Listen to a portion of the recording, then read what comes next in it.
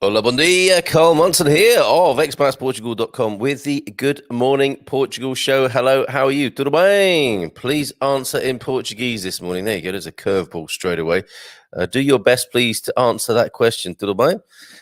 In Portuguese in the comments this morning. How are you in this run up to Christmas? We'll look at the news and the weather and talk to you about this idea of the best meal you've ever had in Portugal, because some Algarve restaurants have retained their Michelin stars, which is quite a contrast, isn't it, at the moment of, people struggling on the one hand and the pandemic having its economic effect in society, and at the other, these high cuisine experiences that are still available. So something maybe to aspire to, or do you think foam emulsions and bacalhau 3 ways on a plate with a tiny little bit of micro salad is a load of old hooey? Let me know what you think about Michelin stars, and let me know what the best meal is that you've had in Portugal, whether it be the daily the special in your cafe, or the absolute high end of things in the best of Portuguese restaurants. Because I had an amazing meal yesterday. I was in Lisbon yesterday,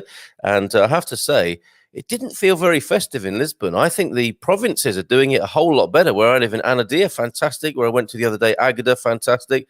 Lisbon, what's going on there with you and your Christmas decorations? Let's see what day it is in Portuguese. That is quinta-feira today, Thursday, quinta-feira, 17 de dezembro 2020. And talking about 2020, let's get the countdown on the screen, shall we, of where we are headed, how long it is until New Year's Eve, until the Expats Portugal premium member price rise. Look, we've got a countdown on our website at expatsportugal.com, and it's 14 days, 14 hours and 54 minutes exactly till the 31st of December, which is quite an auspicious time in European history, isn't it? When UK finally, there's no escape from this Brexit news, and there won't be for the next 14 days, 14 hours and 54 minutes. And then I dare say into the new year, it might be mentioned once or twice as well. But looking at the bigger picture, I mean, there's something else you might want to talk about today. Bigger picture, European history. It's pretty momentous to have the UK coming to the end of the transition period of leaving the EU, the European Union, going its own way, and all that will mean, especially the signs that will be sent to other states in the EU who perhaps might want to follow suit. Could this be very destabilizing for the European Union, or could this just be the UK with its hubris and some might say arrogance being shut out in the cold? Who knows what is going to happen, but there's no harm in us having a little look into the crystal ball and guessing this morning. So there you go. 14 days, 14 hours and 53 minutes to go until the end of the year. And of course, that'll bring in 2021, a brand new year for us to frolic around in and play and have fun and create a new future together. What plans have you got for 2021? Just look at, 2020 has been a particular kind of year, none like we've ever seen.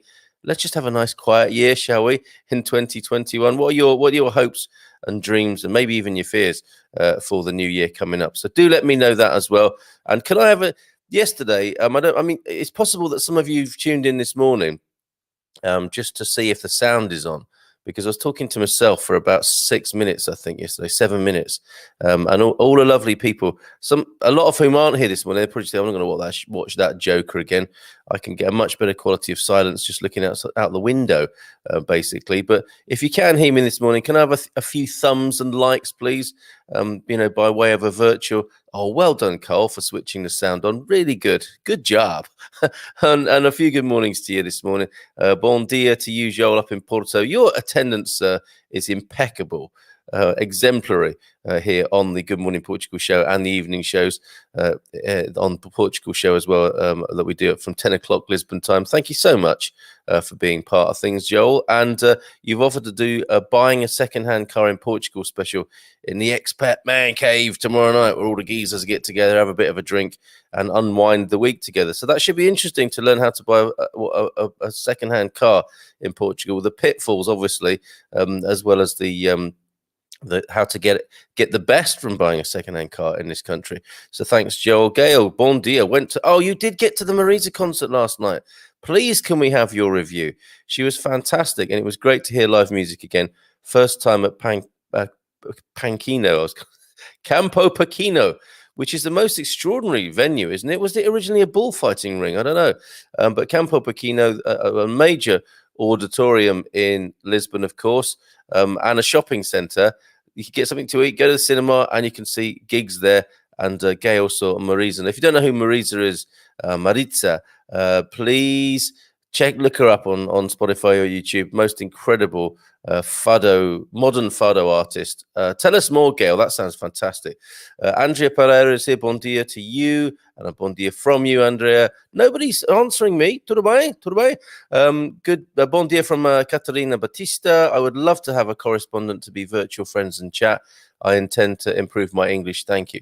Looks to me like your English is absolutely fantastic, Catarina, there, from what I can see. Certainly, I couldn't say that in Portuguese.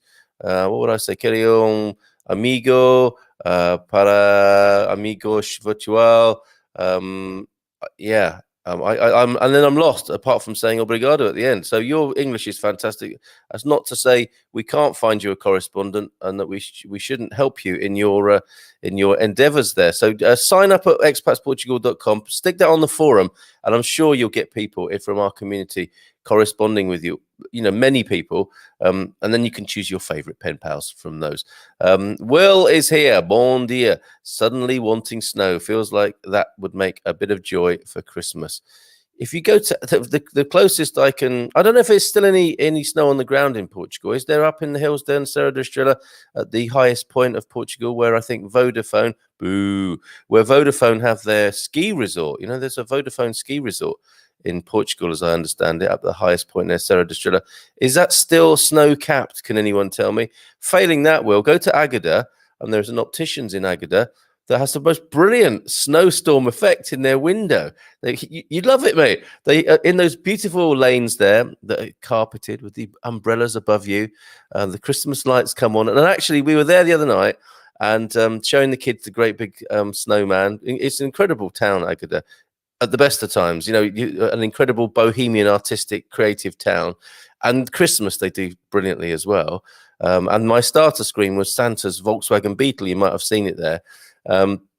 But in the lanes, there's an optician that's made a real effort, and they've made polystyrene little snowballs that blow into the window, and there are coronavirus representations hanging there with spectacles on, and the snow is blowing around. They've done a fantastic job. That's the best I could do for you, mate, I think, apart from a bit of spray on snow, maybe. I know it's not the same. Jessica Grotfeld has sent me, what is that? What emoticon is that, Jessica? Do let me know. Thane Tierney, best meal in Portugal. Oh, great, excellent. Here we go with the best meals in Portugal. Pedro Lemos in Porto. Great food, great service, 1 Michelin star, but easily as good as I've had at many 2 and 3 stars. The chef owner is a nice guy too. That's fabulous. Thank you, Thane, for letting us know. Another thing to put on the list, the Portugal 100 list. And I mention this because we do have an article to look at from the Portugal Resident about there are 2 new stars for Portugal, Michelin stars that is, and 6 Algarve restaurants retain their Michelin status. And I was at this restaurant yesterday in Lisbon, down under, Australian food with Justin Jennings, lovely bloke. And isn't that nice when you go to a restaurant, the food's good, and the chef will talk to you, the proprietor will talk to you, and they turn out to be a lovely person. And they challenge all the stereotypes of angry chefs that you see on the TV. But Justin's a really nice guy. I had a fabulous meal there yesterday, and really good value as well. So €15 for their daily, which is a starter and a main, in the beautiful part of Lisbon that is Estrela, not too far from the river, not too far from Time Out Market, Caixa de Sodré. Beautiful traditional parts of Lisbon to have a little walk around.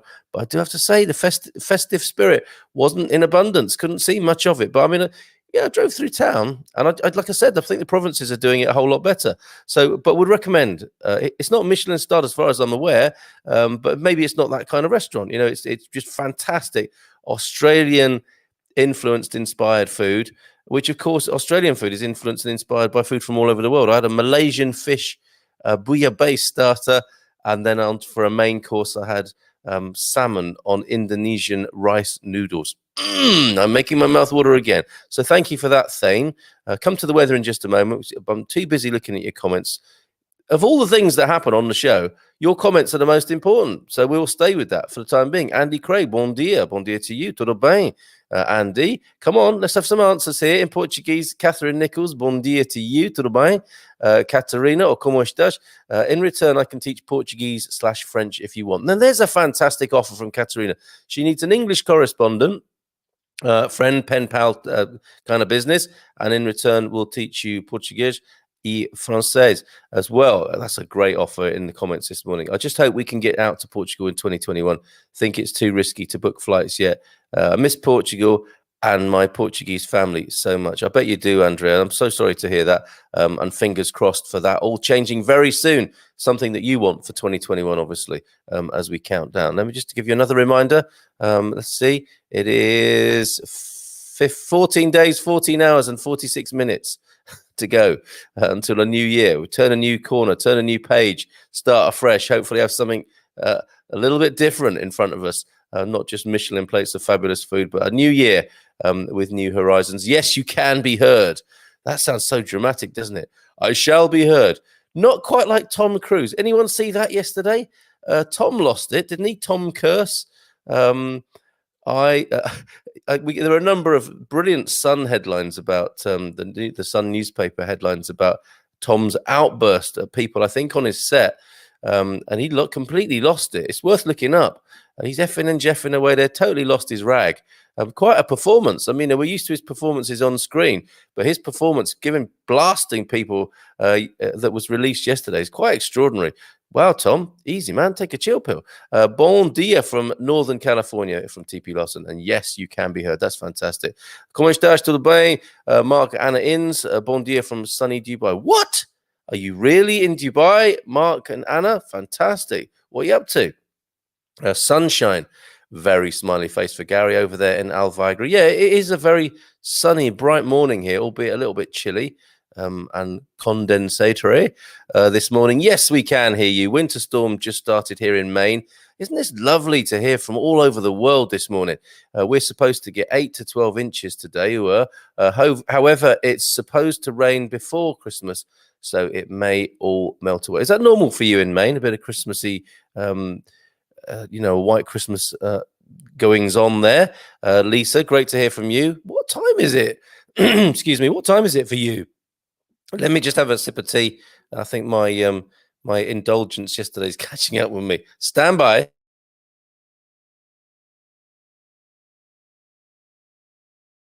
Still haven't got that tea drinking jingle sorted out, or even the port drinking or red wine drinking jingle sorted out. Of course, tonight a red wine from Trás-os-Montes through the mountains, the northeast corner.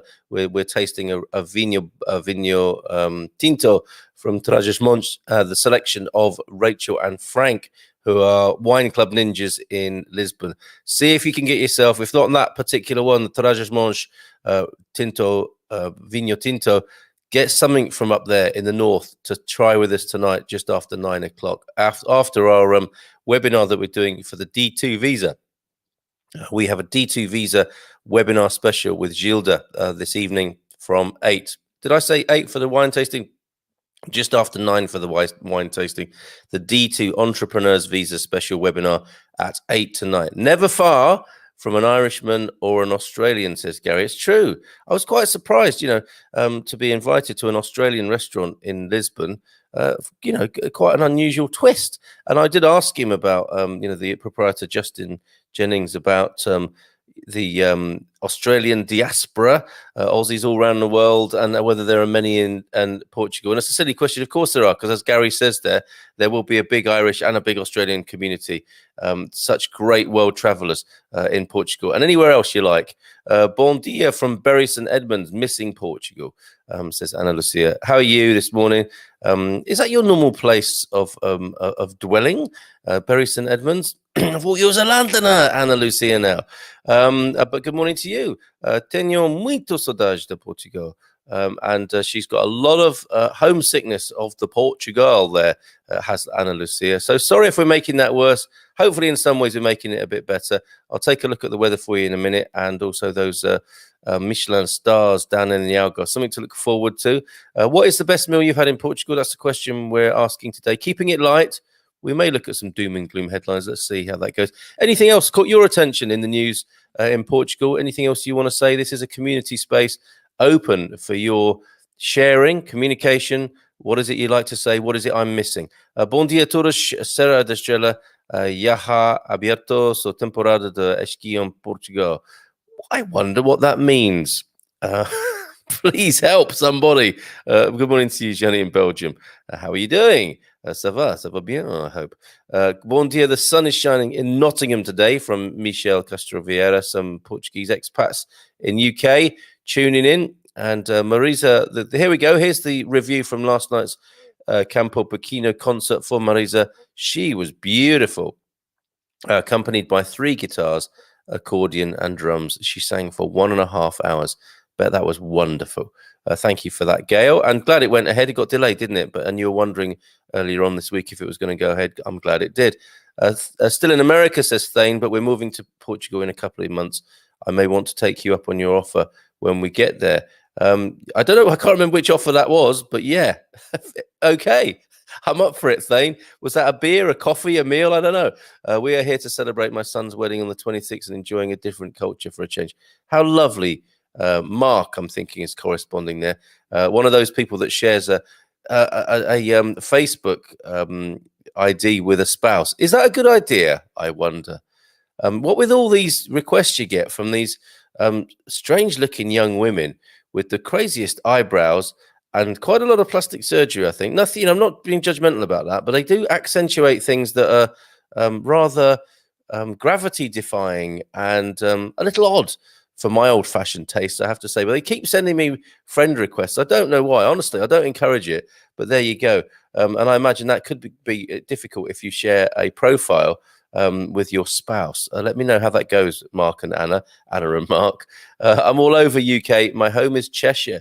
Check you out. Do you live near all the footballers in Cheshire? What's that place called? Is it Sale? Where all the rich footballers, of course, of Manchester City and Manchester United, I think they have their luxury cars, and they drive in and out from Cheshire, don't they, to training and to play matches. You with all the posh footballers, Annalicia, I wonder. And Lisa, yes, it's quite normal weather for us here. A bit of snow at Christmas, snowstorm followed by above freezing weather to melt a bit. It's 4:17 a.m. What on earth? My son is out and about in this snow, so I can't get back to sleep. Oh, bless. Yeah. Mum not being able to sleep there because the son's having a lot of fun in the snow. Well, 4:17, that's incredible, Lisa. Enjoy your beautiful winter wonderland at 4:17 in the morning, if you possibly can. Thane, Tieni, it was Katerina's. Oh, not my offer. That's great, Thane. It was Katerina's kind offer of Portuguese lessons in exchange for English conversation. Perfect. A job done this morning then. So let's have a look, shall we, at the weather. 21 minutes in. And we haven't looked at the weather yet, so never mind. Never mind. Let's see what it's like. I'll bring it up on the screen for you so that you can see it as well. 9 degrees, partly cloudy in Lisbon. And yes, that's right. We did say yesterday, didn't we, that it was going to be a little bit of respite from the rain.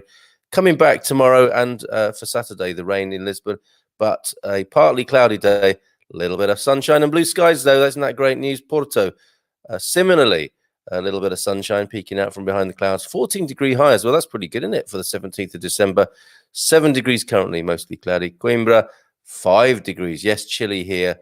15 degrees the high. A little bit of sunshine, a little bit of blue skies. But Porto and Coimbra looking at straight rain for the days ahead. Enough already. Faro, 11 degrees and a sunny day. Look at that, 17 degrees. And what looks like a gloriously sunny day. I feel like jumping on an Alpha Pendular train and getting down there to Faro, but I won't. So there you go. There's your weather. And so let's have a look. Let's celebrate something great about Portugal. I had only one best meal ever in Portugal report so far. It doesn't have to be fancy and swanky, folks. If the best meal you've had is, let's say, your espetada mista, your local restaurant, which is one of my favorites at my local restaurant, the local cafe in the community here that we walk to, that can be your best meal as well. It doesn't have to be foams, emulsions, and stuff done 3 ways or whatever, or a tiny little quail breast stuffed with madroña minced madronya or whatever. There's a time and place for everything. So tell me about your best meals, please, in Portugal. Actually, we did have a nice recommendation in the Expats Portugal forum yesterday of a restaurant up in the north, Viana do Castelo. €6 the daily special there. One of the great things about Portugal, of course, is as you drive around, you're never far from a restaurant offering a daily special with the soup, with the main, and probably a coffee chucked in there. Some places even a little copo do vinho, and that'll be costing you about €6 or €7. Fantastic. What about the bloke who fished the old fella out of the river and became super dad? Yes, Gary, I saved that. I absolutely saved that. And we'll honour him tomorrow. Let's do a Barcelo Award for him in the morning. It's Feel Good Friday. Thank you, Gary. Your recommendation, Jennifer, effervescent Baraku, holy healthy Jennifer is with us tomorrow morning for a Feel Good Friday, which is fantastic. So looking forward to hanging out with Jennifer Baraku tomorrow. And some ideas of how to stay cool at Christmas. And I don't mean temperature-wise. I just mean it can be a stressful time of year. We've had a stressful year anyway, and I think she'll be giving us a few tips on how to stay calm, easy, and find your Christmas zen tomorrow. That was Spanish a few days ago. Oh, I see. A few days ago, the ski pistes were open. Not enough snow. They were open, but now they're not open, I think, because there's not enough snow. Is that where Portuguese people go if they want to ski? They go to Spain, perhaps, where it sounds like it's a little bit temperamental. That's not Spanish at all, to go cultural stereotype. Whoops. So let's, I'll have another sip of tea, and I'm going to find you this Michelin star story. These fancy restaurants in the Algarve that have retained their status, and also some couple of new stars as well, something to look forward to, something to try down there in the Algarve. If my computer will let me share this screen with you. And make a start on this if you don't mind. It's a piece by Michael Brugia, who we occasionally feature. But make a start on that, folks, while I have another sip of tea, if you will. Just read that quietly for a moment.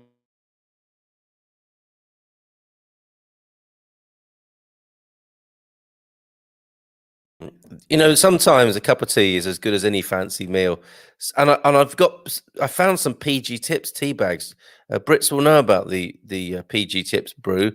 It's so strong. I've got used to Portuguese English breakfast tea from Lidl, which I drink with long life milk now. And I'm completely used to it. And then I put a PG Tips tea bag. I can get 3 cups out of that bad boy now. It's so strong and tastes a little bit stewed. But anyway. Let's have a look at these 2 new restaurants in Portugal that have received Michelin. I want to say Michelin rather than Michelin, while 6 restaurants in the Algarve will retain their stars as well. This is the gist of the announcement that came out of last night's virtual Michelin Gala ceremony in Madrid. Now, I imagine normally the Michelin Gala, there'll be some, I mean, the pressure's on there, isn't it, for the chefs who have to put together the meal or the buffet or the finger food or whatever they have Michelin Gala. But how boring would it be to have a Michelin Gala online and not have any food? I mean, do they just send out an Uber Eats to everybody? And all your little sort of fancies, your amuse-bouche are going to be a bit soggy by the time they get to you in the back of an Uber or on one of those mopeds. If it's all about the presentation, that's going to be ruined by the time it's got to your house on the back of a moped. So how do I say this? I don't know how to say this because I can't pronounce it. It's not a difficult content I'm sharing. It's just a blooming difficult name. Ljubomir Stanizic, Portuguese celebrity chef. Should we just call him Stanizic from here on in? And of course, he was one of the figureheads of the Pau e Agua movement. And I saw Estrela yesterday. I think it was the government buildings where they were camping outside. Gone now, of course, suspended, hoping for a better deal, given the troubles that they're facing. But there was Stanizic, part of the Pau e Agua movement, which has demanded more support from the country's struggling restaurants, or for them, not from them. Saw his Lisbon restaurant, 1000 Maneiras, receive its first Michelin star. So what a year for him. The other newcomer is Basque chef Eneko Adja, whose restaurant Eneco Lisboa was also awarded its first star. Amazing. Must be fantastic when chefs get that. Portugal now has 28 Michelin-starred restaurants, with 7 boasting 2 stars and 21 boasting 1. Meanwhile, the only Michelin star that was lost was already expected due to the closure of Almansil's San Gabriel restaurant in November. Good news is that all other Michelin restaurants in the Algarve retain their stars. That's fantastic. They don't need that extra bad news, do they? While it was not awarded a star, Lionel Pereira's check-in at Faro was included in the Bib Gourmand, the Gourmet's Bib category of the guide, which lists restaurants with a good quality menu for a modest price. So that sounds, I mean, if top level swanky stuff is not your cup of tea, to mix my culinary metaphors, it sounds like that Bib Gourmand winner, Lionel Pereira's check-in in Faro, is worth a look. A modest price. I wonder what that means in Michelin, in the world of Michelin, a modest price. All in all, it was another successful year for Portugal's fine dining scene. Great news.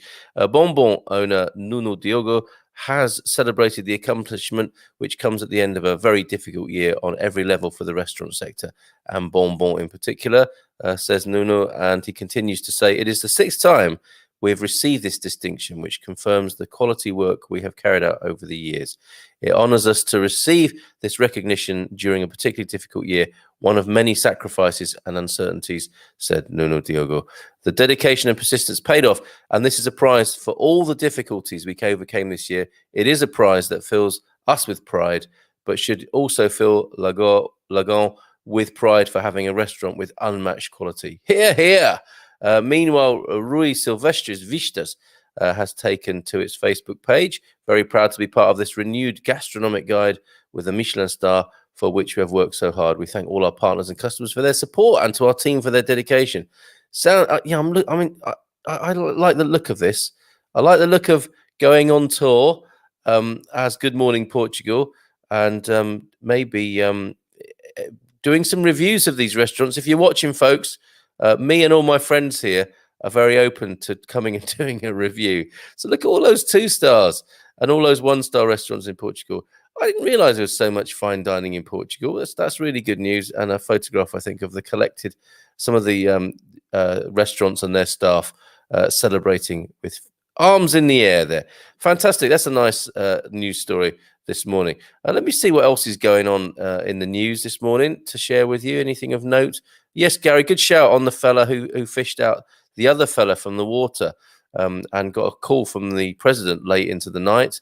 Headlines then: Portugal registers lowest numbers in intensive care for 26 days. Excellent good news as well.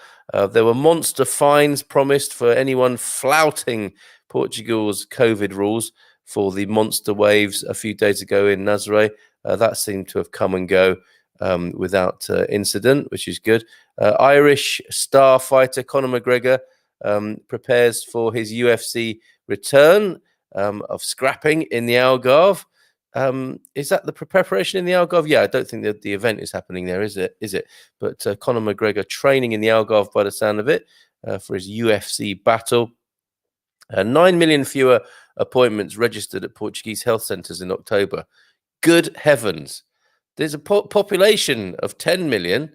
Is that that can't be 9 out of 10 people going to the doctor in any given month, can it? Maybe it is. I don't know. Or people, or if you factor in hypochondriacs and people with complex situations, that's 9 million fewer.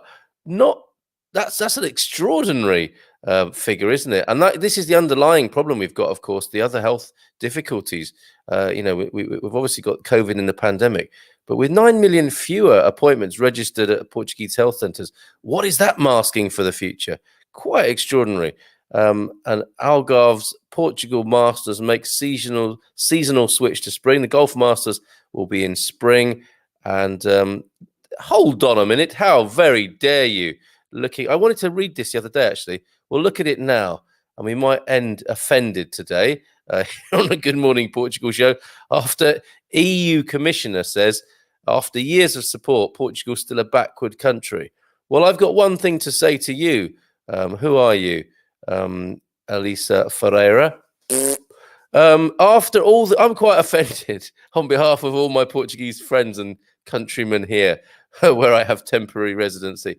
After all the years of EU support, Portugal is still a backward country, European Commissioner Elisa Ferreira said during an online debate this week, stressing that the application of bazooka funding to help Portugal recover from the coronavirus pandemic must be radically different from the reproduction of the past.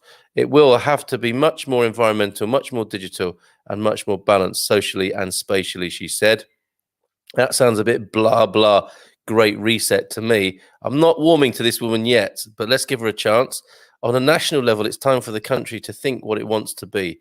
If it doesn't, said the commissioner responsible for cohesion and reforms, then Portugal runs the risk of continuing to figure among countries in transition and will be overtaken by many other member states. I really don't like the cut of this woman's jib. And it sounds typically high-minded ivory tower nonsense where people are looking to put food on the table.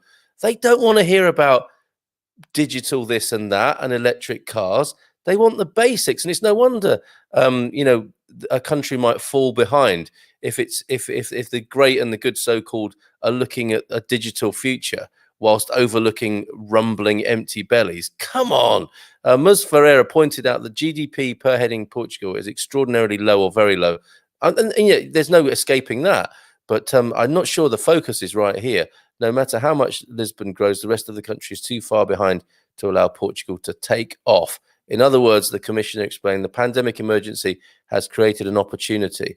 Yes, the EU, an opportunity to reform politics, basically, and take it back to a local level and get away from these distant commissioners in their ivory towers with their high-minded and academic moralizing about the lives of ordinary people. Maybe the EU has done something it's never done before in releasing billions of reforms in a way that allows states to decide how to use them.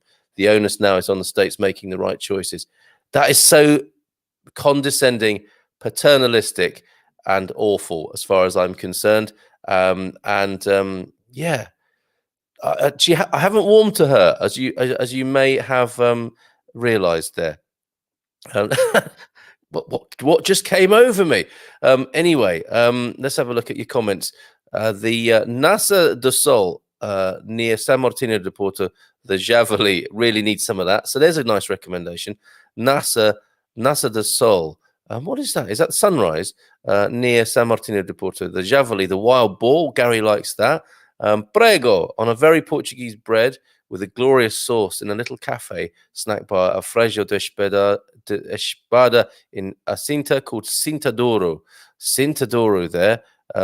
Prego on a very... What is a prego?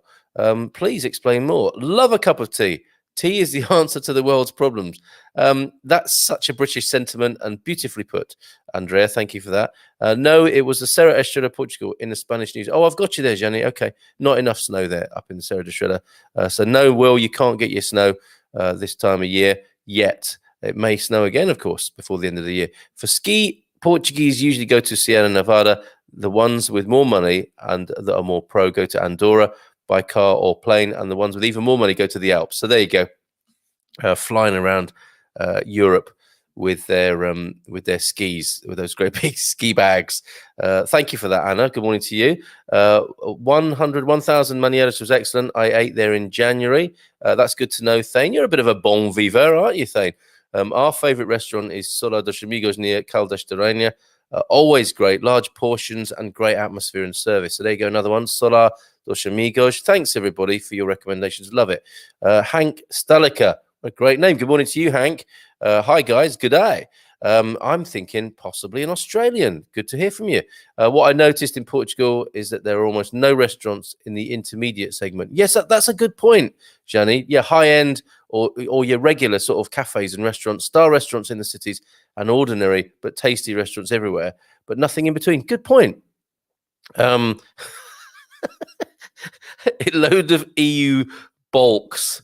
I think we know what he means there. He's not impressed either by this sort of high and mighty, it's typical of this EU thing of like talking about the, what are they called? The sort of profligate looking down on countries that don't seem to be doing very well. The whole point, I think, is to kind of help out.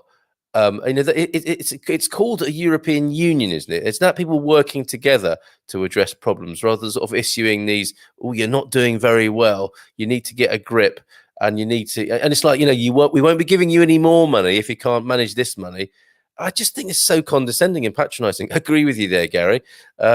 Politics pees me off. Politicians need to learn one basic thing: the need of the people, and not just corruption and handouts to friends and families of politicians. Yeah, I didn't even mention that. That's the reality of it, isn't it? It would appear. And of course, building amazing, great big infrastructure, vanity projects, I loved using the toll roads yesterday. But actually, when people are hungry in a country and they've got amazing toll roads, it tells you something has gone wrong with centralized politics, right? Oh, I wasn't expecting this twist and turn today. Thane Tierney on the high end loco in Lisbon was jaw-droppingly good. Wow, Thane, you know how to live, sir. And I do love your profile pic as well. I just realised what that is. I thought it might be a bit of toast, but it's it's Donald Trump. It's Trump toast, possibly. And maybe Trump is toast. Who knows? Is he? Does anyone know if he's planning to leave the White House or not? Prego is a simple steak, usually inside a bread, like a steak sandwich. Then, but I have to say, you can't translate things. So you can't say torrada. That's just toast. That's not true. You can't say a tosta is a cheese and ham toasty. It's not the same. So I'm not going to say it's a steak sandwich, but it kind of puts you in the right area. So prego is a simple steak, usually inside of bread with a delicious sauce. Ooh, sometimes you can ask for it on a plate with French fries. If you haven't tried a prego yet, you must. It's a Portuguese must-do. Anna, thank you so much for that. Yes, and talking of which, when I was in Agada the other night with the great big Santa, we stopped and, like to try and support as many establishments as possible at the moment, research purposes and helping the economy, more so than these blooming commissioners in the EU. Anyway, I'll stop banging on about that. I ordered one of my favorites I've discovered in Portugal is the panada de frango, the chicken, the breaded chicken, a scallop, the thinly sliced piece of chicken, breadcrumbed, goes in some Portuguese fresh bread and usually has a slice of lettuce. Delicious. So whilst I was running about with the kids by the big Santa, I asked Mrs. M to order me one of these panada de frango, and it came with a twist. There was a lovely piece of chicken between some lovely fresh Portuguese bread, but it had a mustard sauce. So I'm loving this sandwich idea with sauces. I think we're in that realm, aren't we, with the prego? But the chicken version with a delicious mustard sauce. And fantastically, my great fortune was that the kids didn't like the mustard sauce, so I got to eat most of it myself, and with a few chips, as you suggest there. Marvelous. We found out something new today. We found out a few fantastic restaurants as well, and we've celebrated the good fortune of those Michelin restaurants. Thank you all for your input on that, especially you, Thane. I think you need your own little blog, don't you, on the expatsportugal.com website, reviewing and writing about the food. If you can be bothered to do that, it'd be lovely to hear from you, basically. If the steak is from a pig, we call it a bifana. Okay, so yeah, I think people are familiar with the bifana if they're not the prego. Yummy, another must-do. It is fried and you eat with mustard. There we go, inside of the bread also, and that's what I had. I had the chicken version of that frango. And here we go. Chez Gilbert in Tamar, very good. Another recommendation. These are excellent. We've also got a top 10. And Pete says, Palavra de dia prego, which also means nail. Wow. Okay. So there's our Palavra de dia prego, which also means nail. And it is a kind of special Portuguese sandwich. Thank you so much for being here on this quinta-feira. Dezembro. You try saying it. Vinty Vint. And Thane says, definitely be up for some restaurant reviews when we get there in 2021. So glad to hear that. Thank you, Thane. Thanks for all your input this morning. Thank you to everybody. Have a great day, folks. We'll see you tomorrow, where we'll be here with Jennifer, hanging out, having a bit of fun. The Expat Man Cave tomorrow night, for those of you fellas who fancy a beer and unwinding in the virtual company of other fellas. Tonight, the webinar on the D2 entrepreneurial visa, and of course the wine club, where we've not been before, up in Trás-os-Montes, through the mountains, beyond the mountains, Trás-os-Montes in the northeastern corner. So looking forward to finding out a bit about that part of Portugal at the very least, and then trying some wine from up there after 9 o'clock this evening. Have a great day, folks. Bom dia. Ciao, ciao. Até logo. Abraços. Beijinhos. Ciao for